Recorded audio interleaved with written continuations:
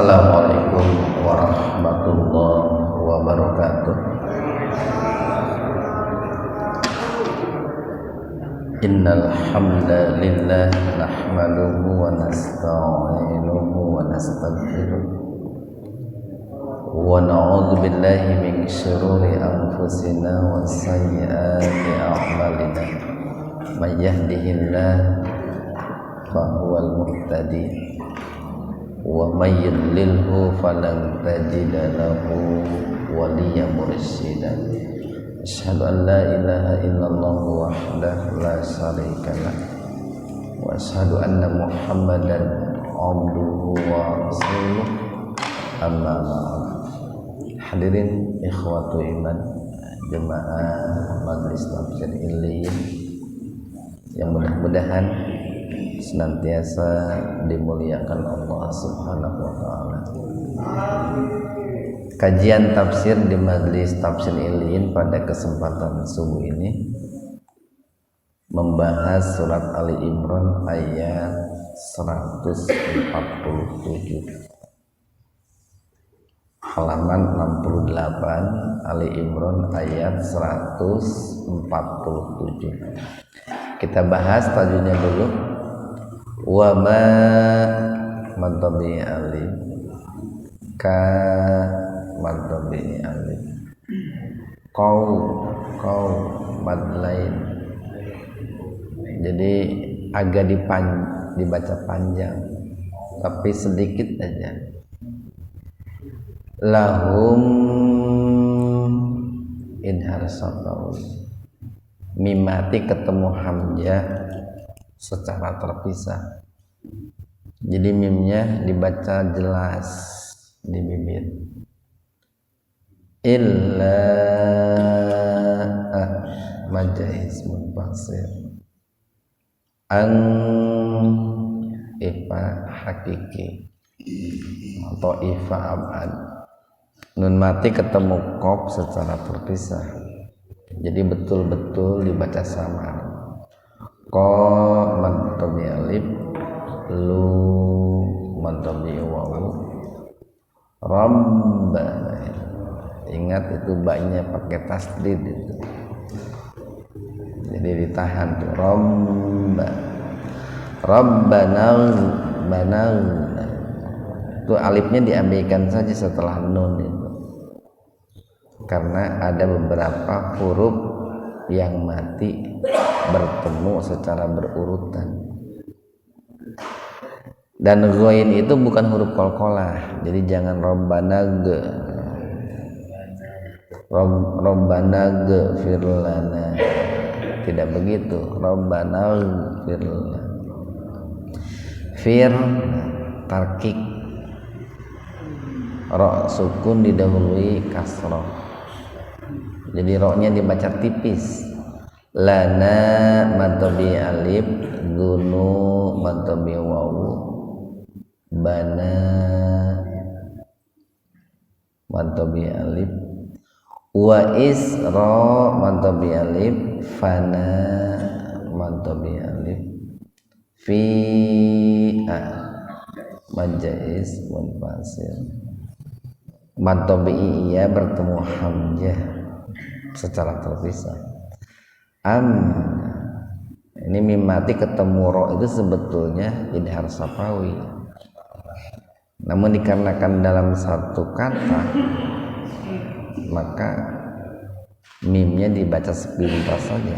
Fi amrina, nggak usah begitu, dibaca sepintas saja. Rina mantabi alif wasabit ak qalqalah sugro. Jadi kopnya dipantulkan secara ringan. Da matabi alif, mana matabi alif, wan ihfa akram gitu ya. Jadi dibaca ihfa tapi sepintas saja. Jadi nggak usah ditahan dua ketukan ya. Wansurna, surna tafhim, ra sukun didahului doma. na matabi alif alal idhar qamariyah atau alif lam qamariyah. Lamnya dibaca jelas, kau mad lain mil alif lam qamariyah. Ka mad badal firin mad alif sukun. Ikhwan fiddin arsadakumullah, dalam ayat sebelumnya 146 Allah mengabarkan kepada kita tentang beberapa karakter utama orang-orang yang mendapatkan predikat sebagai ribbiyun atau robbaniyun.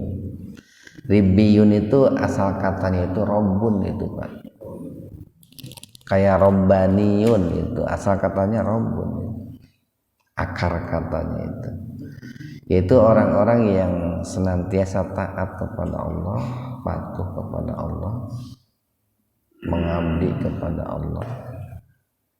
Pertama, mereka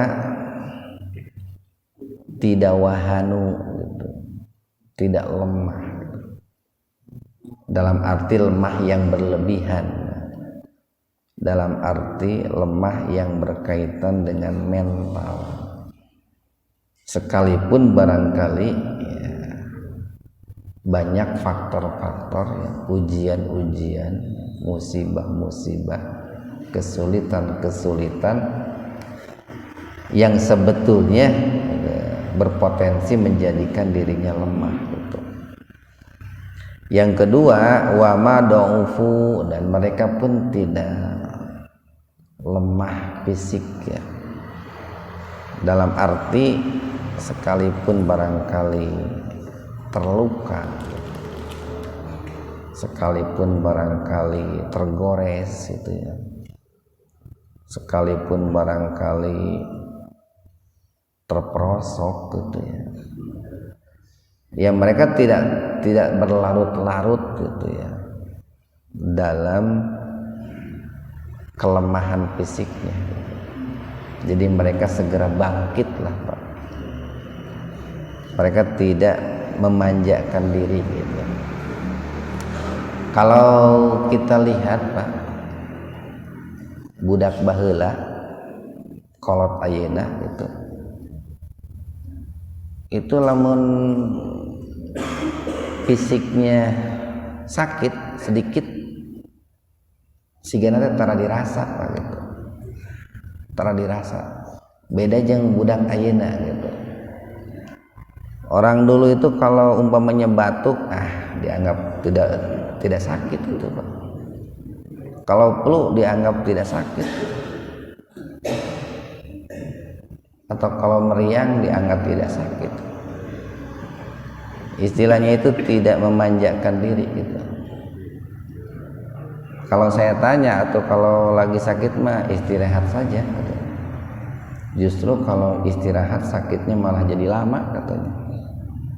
Mending bergerak saja, keluar keringat. Kalau sudah keluar keringat biasanya enak katanya gitu. Nah itu kan cara untuk keluar dari kelemahan-kelemahan yang sifatnya fisik gitu. Kemudian yang ketiga, wa mastakanu, dan mereka pun tidak mudah menyerah gitu. Nah untuk menjadi orang yang kuat ya, optimis, tidak mudah menyerah, itu kan perlu yang namanya latihan-latihan, perlu yang namanya pembinaan, perlu yang namanya pembiasaan, dan itu harus dibiasakan dari kecil gitu. Harus dibiasakan dari kecil, karena yang menjadi orang yang tangguh itu kan tidak ujug-ujug gitu. Menjadi orang yang kuat itu tidak ujug-ujug, harus ada tahapan-tahapan. Kita belajarlah dari Rasulullah bagaimana Allah mendidik Rasulullah sehingga menjadi orang yang tangguh tahan uji. Dan mungkin untuk generasi sekarang agak susah Pak, untuk menjadi orang yang tangguh itu agak susah. Makanya tidak heran kalau sedikit-sedikit ada masalah mabok gitu, sedetik-detik ada masalah bunuh diri gitu Pak. Itu karena tidak ada pelatihan. Jadi hidup diterpa dengan kemiskinan, keprihatinan, kesulitan, itu mungkin tidak pernah mereka rasakan. Beda dengan orang-orang dulu gitu. Karena mungkin situasi kondisi memaksa mereka untuk seperti itu, akhirnya ya hasilnya alhamdulillah juga. Nah, kemudian di 147 Allah Subhanahu wa taala berfirman dan melanjutkan lagi ciri berikutnya dari orang-orang yang rabbani atau ribbiyun. Wa ma, dan tidaklah karena keadaan qaulahum, perkataan mereka, ucapan mereka, ataupun sesuatu yang keluar dari lisan mereka, illa kecuali angqalu, mereka senantiasa mengatakan, mereka senantiasa berdoa, mereka senantiasa berkata Rabbana, wahai Rabb kami, Ighfir lana, ighfir ampunilah, lana kami, dunubana dosa-dosa kami, wa israfana, dan ampunilah tindakan-tindakan kami, ucapan-ucapan kami yang israf. Israf itu melampaui batas. Innallaha la yuhibbul musrifin. Sesungguhnya Allah tidak menyukai orang-orang yang melampaui batas. Fi amrina, dalam urusan kami. Wasabbit, dan kokohkanlah, teguhkanlah, aqdamana, kaki-kaki kami, maksudnya pendirian kami, keyakinan kami. Wangsurna, dan tolonglah kami, menangkanlah kami, alal qaumil kafirin, atas orang-orang yang kafir. Nah, ini kalau kita padukan Pak 147 dengan 146, bahwa di dalam meraih kesuksesan ataupun kebahagiaan, sukses dunia, bahagia akhirat, itu perlu adanya integrasi, ya. Penting untuk menyatukan 4 hal. Satu, sebelum kita melakukan sesuatu itu kita penting berdoa, Pak. Berdoa. Bahkan para ulama banyak yang mengatakan doa itu harus disimpan di awal. Hal itu dalam rangka untuk mengedepankan hak Allah itu. Dalam rangka mengedepankan hak Allah. Dan doa itu adalah upaya gitu. Upaya untuk menyelesaikan persoalan-persoalan yang sifatnya gaib gitu. Doa itu. Kesembuhan itu gaib gitu. Walaupun orang yang sembuh cirinya nyata, yaitu fisiknya sehat, tapi kesembuhannya gaib. Rizki itu gaib, walaupun duit itu kelihatan, tapi rizki itu gaib. Karena gaib kita harus memintanya kepada Allah. Nah, memintanya itu dengan doa. Nah, dalam rangka mengedepankan hak Allah, maka doa itu disimpan di awal. Kemudian yang kedua, setelah berdoa itu kita penting untuk berikhtiar gitu. Berikhtiar, berusaha. Dan ikhtiar itu adalah upaya untuk untuk menghilangkan kejenuhan gitu Pak. Ikhtiar itu untuk menumbuhkan kegembiraan gitu. Ikhtiar itu untuk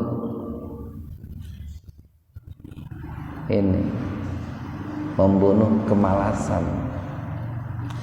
Karena kan begini, orang yang bekerja, orang yang berusaha itu bukan hanya semata-mata mencari keuntungan Pak, bukan semata-mata mencari uang. Dalam bekerja itu ada kesenangan Pak, ada kesenangan tersendiri. Minimal lah kalau bekerja teh orang lain tidak berburuk sangka sama kita. Si eta duitna loba padahal tara gawe gitu, munjung gitunya gitu kan gitu Pak.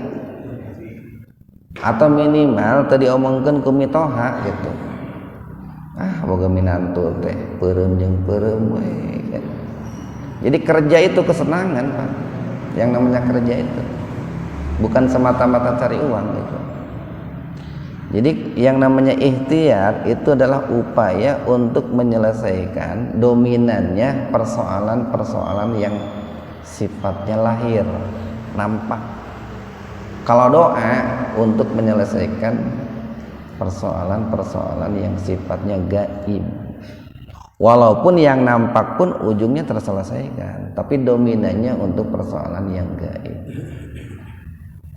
Kemudian yang ketiga, Pak, perlu memadukan itu adalah sabar. Sabar. Karena kan ketika berdoa, ketika berikhtiar, mungkin kan di situ ada kesulitan, ada tantangan, ada hambatan. Kesulitan dalam berdoa mungkin doanya belum juga terkabul. Kesulitan dalam berikhtiar barangkali ada faktor-faktor yang sulit untuk diselesaikan. Nah, makanya penting yang namanya kesabaran itu. Nah, untuk menjadi sabar itu kan tidak mudah. Perlu adanya latihan-latihan, perlu adanya pembiasaan-pembiasaan. Dan sabar itu akan mendidik seseorang itu untuk melakukan sebuah proses, Pak. Sebuah proses itu kalau ditekuni, kalau dihayati, dilakukan dengan ikhlas, itu kan nikmat juga, Pak. Nikmat. Jadi dalam sebuah proses itu menunjukkan di situ orang dididik untuk bersabar, Pak. Nah, zaman sekarang kan agak susah gitu ya. Jadi banyak orang itu yang hayangna ayeuna, buktina ayeuna gitu. Nyarita ayeuna, isuk jol aya gitu. Kan begitu. Padahal kan dalam konsep Islam itu yang namanya sabar itu perlu yang namanya sebuah proses. Ada waktu di situ, Pak. Walaupun kesabaran itu terkadang pahit, tapi buahnya itu manis itu, Pak. Baheula waktu bapak rek menikahi istri, mungkin ditolak mungkin, Pak. Karena rupa teu sabaraha, duit teu sabaraha gitu. Tapi kan karena sabar jadi oke istri kan gitu. Dibalik ayeuna pamajikan nu kudu sabar gitu. Baheula mah urang sabar gitu. Sabar menghadapi suami kan begitu. Jadi penting yang namanya kesabaran itu. Dan orang itu akan menjadi besar, Pak, menjadi sukses manakala itu banyak diterpa oleh masalah-masalah. Orang itu susah menjadi besar kalau dia itu hidup senantiasa bergelimang kegembiraan. Susah untuk jadi besar itu. Jadi kalau orang-orang dulu, orang tua kita dulu, mereka sukses, negara kita merdeka, itu kan karena kesabaran yang luar biasa. Ayeuna makan daripada hirup susah mending gadeikeun we ka negara lain gitu. Daripada hirup susah mending nginjem we ka negara lain kan gitu Pak. Dulu mah teh sabar. Itu. Jadi penting yang namanya kesabaran itu. Kemudian yang keempat, perlu yang namanya istighfar nih. Rabbana ighfir lana dzunubana wa israfana wasabit aqdamana. Perlu memadukan doa, ikhtiar, sabar, istighfar, memohon ampun kepada Allah. Karena barangkali dalam doa di situ ada kesalahan. Mungkin kesalahannya kita tidak husnudzon kepada Allah, atau mungkin kesalahannya itu kita tergesa-gesa, atau mungkin ketika berdoa karena belum dikabul-kabul lalu menggerutu kepada Allah, itu kan kesalahan. Makanya sekalipun orang itu berdoa perlu istighfar, dalam ikhtiar pun perlu istighfar, karena dalam ikhtiar mungkin ada kesalahan-kesalahan baik lisan ataupun tindakan yang kita lakukan. Dalam kesabaran pun mungkin ada kesalahan. Orang nih dalam berperang, kenapa habis ini kan cerita perang nih Pak. Kenapa habis berperang perlu beristighfar? Mungkin ada berlebihan Pak, ada israf dalam perang itu. Orang yang sudah tidak berdaya gitu ya. Bahkan mungkin perangnya itu niatnya itu balas dendam, itu kan perlu istighfar Pak. Karena kan dalam Islam perang itu bukan untuk menghabisi, tetapi Islam itu mengajarkan perang dalam rangka menyadarkan, mengembalikan orang kepada jalan yang benar. Nah, barangkali ada kesalahan-kesalahan, ada israf, ada tindakan berlebihan dalam perang, maka perlu istighfar. Dalam ikhtiar kita pun di sehari-hari barangkali ada kesalahan, perlu ada istighfar. Kesalahannya itu baik melanggar hak Allah ataupun melanggar hak sesama manusia. Dan yang kelima itu perlu adanya tawakal itu. Perlu adanya tawakal. Jadi kalau digabung itu betapa pentingnya menggabungkan doa, ikhtiar, sabar, istighfar dan tawakal itu untuk meraih apa yang kita inginkan gitu Pak. Baik kesuksesan dunia ataupun kebahagiaan akhirat. Ini seperti yang Allah janjikan nih di 148.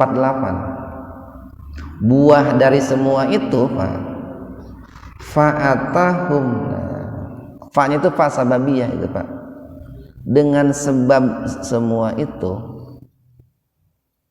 dengan sebab mereka itu berdoa, bersabar, berikhtiar, beristighfar, bertawakal, atahum, diberikan kepada mereka, didatangkan kepada mereka oleh siapa? Allahu, oleh Allah. Apa sawabad dunia? Yaitu imbalan-imbalan, kenikmatan-kenikmatan. Sawab itu buah Pak, buah kesenangan yang sifatnya duniawi. Apa kemenangan, apa kesenangan duniawi? Kalau dikaitkan dengan perang, ya kemenangan Pak, kemerdekaan. Atau lebih konkretnya barangkali di situ ada ghanimah gitu Pak, ada rampasan perang, ada tawanan perang, atau barangkali suatu daerah yang tadinya dikuasai oleh penjajah bisa diambil kembali. Itu kan kenikmatan duniawi. Kalau di luar perang, umpamanya seperti kita hari ini, dengan sebab menggabungkan 5 hal tadi, maka keinginan-keinginan kita yang sifatnya duniawi gitu, walaupun itu bukan menjadi sebuah target, itu oleh Allah akan diberikan, oleh Allah akan dikabulkan. Kemudian yang kedua, wa husna, dan sebaik-baik sawabal akhirah, imbalan uzroh buah nanti di akhirat. Banyak kan nanti Pak. Makanya di sini nih ada kata-kata husna. Beda dengan Allah menyebutkan dunia, itu enggak menyebut husna sawabad dunia. Tapi ketika menyebut sawabil akhirah, Allah menyebutnya itu husna sawabil akhirah. Karena kenikmatan akhirat itu lebih baik daripada kenikmatan dunia. Kenikmatan akhirat ya bisa bertemu dengan Allah, itu kan kenikmatan luar biasa. Bisa melihat Allah, kenikmatan luar biasa. Bisa masuk surganya Allah, luar biasa. Bisa terhalang dari siksanya Allah, luar biasa. Dikumpulkan dengan orang-orang yang dicintai oleh Allah, para nabi, para rasul, syuhada, itu kan luar biasa. Dikumpulkan dengan orang-orang yang kita sayangi, kita cintai, itu kan luar biasa di akhirat itu. Nah ini kan dunia akhirat nih Pak. Buahnya itu bukan hanya akhirat, bukan hanya dunia, tapi dunia akhirat dari 5 hal tadi. Wallahu, dan Allah itu yuhibbu, mencintai al-muhsinin, orang-orang yang berbuat ihsan. Nah, kenapa kok di ujungnya disebut berbuat ihsan itu? Tempo hari kan pernah kita sampaikan, ihsan itu kan secara garis besar ada 2 Pak. Ada ihsan yang berkaitan dengan Allah, ada ihsan yang berkaitan dengan sesama makhluk Allah. Nah, untuk meraih kesuksesan dunia dan kebahagiaan akhirat itu, berbuat ihsanlah kepada Allah, berbuat ihsanlah kepada sesama makhluk Allah. Sukses dunia, bahagia di akhirat itu Pak. Bisa jadi nih Pak, bisa jadi jika hari ini kita belum berhasil apa yang kita inginkan, mungkin ihsan kita belum bagus. Ihsan kepada Allahnya sudah bagus mungkin, tapi ihsan kepada sesama makhluk Allah belum bagus. Mungkin terkadang kita itu entah disengaja atau tidak gitu ya, kencing di lubang semut gitu Pak. Eta kan dolim, eta teh Pak, dolim. Bisa saja semut itu mendoakan tidak baik, kan begitu. Atau mungkin kita menganiaya binatang gitu Pak, kucing. Bisa saja kucing itu mendoakan tidak baik, kan gitu. Nah, gara-gara tidak berbuat ihsan kepada sesama makhluk Allah, apalagi kepada sesama manusia, di dunia sudah kelihatan, kan begitu Pak. Begitu pula di akhirat. Nah, disinilah pentingnya kita itu selalu introspeksi diri, ya, muraqabah diri, ya. Sejauh mana keihsanan kita kepada Allah. Ihsan kepada Allah itu kita beribadah kepada Allah seolah-olah kita melihat Allah. Kalaupun kita tidak bisa melihat Allah hari ini, yakinlah Allah itu melihat kita. Itu ihsan dengan Allah. Kalau ihsan dengan sesama makhluk Allah, kita berbuat baik atau yang terbaik dengan sesama makhluk Allah. Tentu tingkatannya beda-beda Pak, beda-beda tingkatannya, caranya pun beda-beda. Berbuat ihsan kepada tumbuhan ya beda dengan ihsan kepada manusia. Ihsan kepada hewan beda dengan ihsan kepada manusia. ihsan kepada orang kafir beda dengan ihsan kepada orang beriman, kan gitu. Ihsan kepada orang beriman, tetangga, beda berbuat ihsan kepada orang yang beriman, orang tua, kan begitu. Tingkatannya beda-beda, caranya pun beda-beda. Yang jelas kita penting berbuat ihsan. Untuk apa? Agar Allah pun berbuat ihsan kepada kita, baik di dunia ataupun di akhirat. Alhamdulillahirabbil alamin. Subhanakallahumma wabihamdika asyhadu an la ilaha illa anta astaghfiruka wa atubu ilaik. Assalamualaikum warahmatullahi wabarakatuh.